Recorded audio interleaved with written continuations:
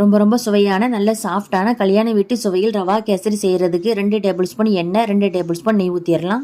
15 உடைச்ச முந்திரி பருப்பை சேர்த்து வறுத்து எடுத்துக்கலாம். 15 திராட்சை சேர்த்து வறுத்து எடுத்துக்கலாம். 1 கப் 150 கிராம் ரவையை சேர்த்து தீய மீடியமாக வச்சு கைவிடாமல் வறுத்துக்கோங்க. ரவை வறுபடும் நேரத்தில் ரவையை அளந்த கப்பில் 1 கப் ரவைக்கு 3.5 கப் தண்ணி ஊற்றி சூடுபடுத்திக்கலாம்.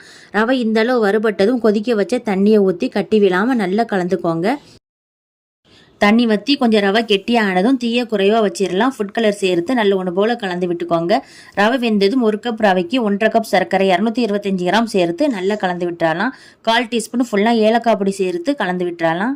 ஒரு பிஞ்சு அளவு உப்பு சேர்த்து கலந்து விட்டுறலாம்.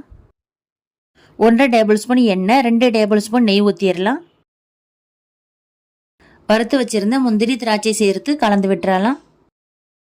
இப்போ ரொம்ப ரொம்ப சுவையான நல்ல சாஃப்டான கல்யாண வீட்டு ரவா கேசரி சூப்பராக ரெடி ஆயிருச்சு. நீங்களும் செஞ்சு பாருங்க. நன்றி.